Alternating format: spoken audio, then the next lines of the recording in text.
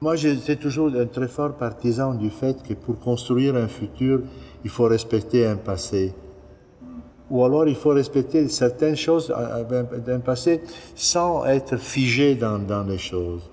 L'usine de Biella, un journaliste l'a défini une citadelle. L'immeuble le plus ancien était construit fin du XVIIIe siècle. Ça a été racheté en 1881 par mon grand-père et ses frères, d'où d'ailleurs 1881 un peu le symbole de la société.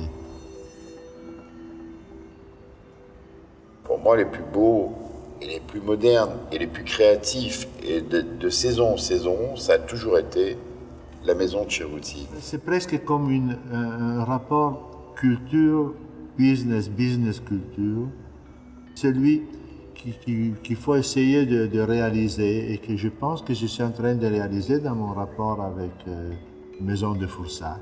On a retrouvé, pour ce qui me concerne, un respect des valeurs, un respect de la qualité et aussi un respect de la continuité dans ce qu'on fait. Chaque fois qu'on vient, qu'on se voit, on me montre, Nino me montre des nouvelles matières. Personnellement, j'ai grandi dans la finition. Par conséquent, j'ai un endroit avec une chaise à ma disposition. Cela, c'est mon petit refuge au cœur de l'usine. Nous, ce qu'on voit tout de suite, c'est le toucher, la finition, c'est l'éclat. Et c'est ça qui fait la particularité des tissus de Cerruti. C'est fascinant pour moi de travailler entre des valeurs qui sont anciennes, très humaines, la vieille vitesse, la nature, et les projeter dans un futur en leur donnant le dynamisme typique de ce que sont les choses contemporaines. Au départ, les usines textiles avaient besoin d'être à côté d'un cours d'eau et en particulier une certaine qualité d'eau. Nous, on a ce qu'on appelle l'eau très douce. On n'a pas besoin de la rectifier, ce qui aide à donner à la matière première un toucher particulièrement doux et souple. Nous faisons très attention à la qualité. Dans le début, pas seulement à la fin sur le tissu. Pour faire un tissu excellent, tu devrais utiliser une qualité excellente de la matière première. Nous avons besoin d'une matière première vraiment extraordinaire. C'est ça que nous allons acheter, la 5A de la laine. Ça, c'est la laine régulière, pas mal, mais totalement différente de la 5A. La première chose, en différence des couleurs.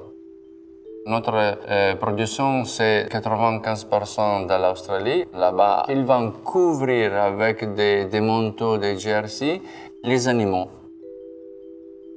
Il n'y a pas le soleil qui va prendre directement sur la laine. La laine va rester encore blanche et pas jaune. La laine 5A, c'est le 5 étoiles. Il nous permet de filer un fil très régulier.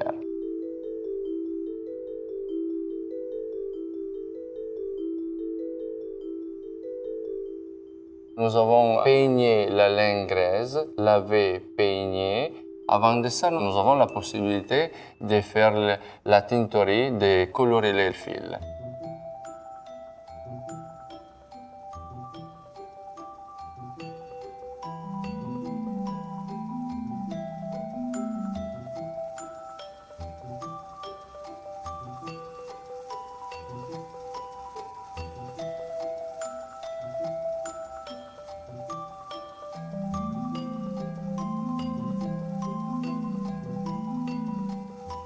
Un passage très important, c'est la filature, l'enfilage de la laine.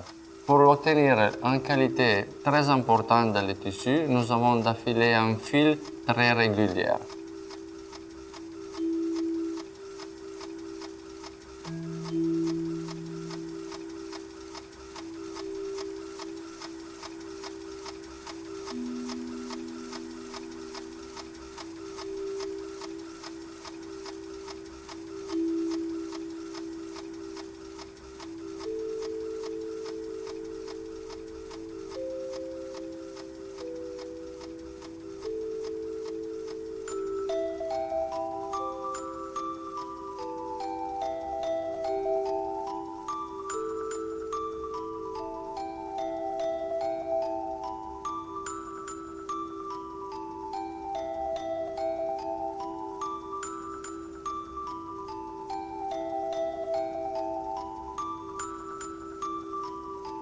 Nous allons préparer la laine, nous avons tinté, nous avons fait les fils.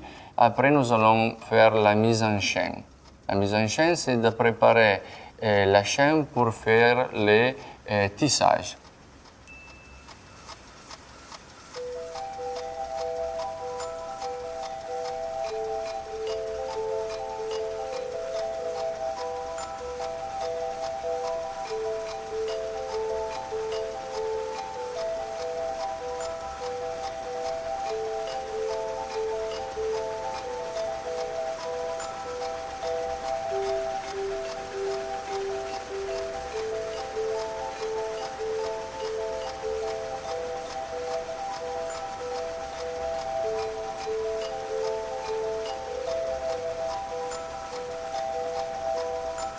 Après, il y a le cœur de la production, c'est le finissage. Le finissage, c'est une opération très importante. Nous allons préparer avec un finissage humide. Après, nous allons faire un finissage sèche.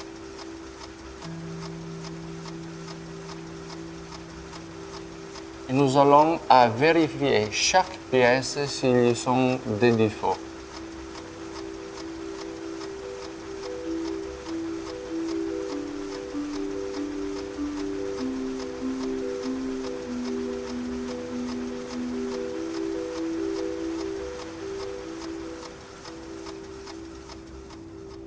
La laine de mouton, il est pris une fois par an. Et le mouton, il a besoin d'un quart d'hectare pour vivre. Un mouton, il va produire plus ou moins 2,5 kg de laine graisse. Avec un mouton, nous allons produire 10 tissus pour faire 2 costumes. Donner au client innovation, mais avec sécurité en même temps.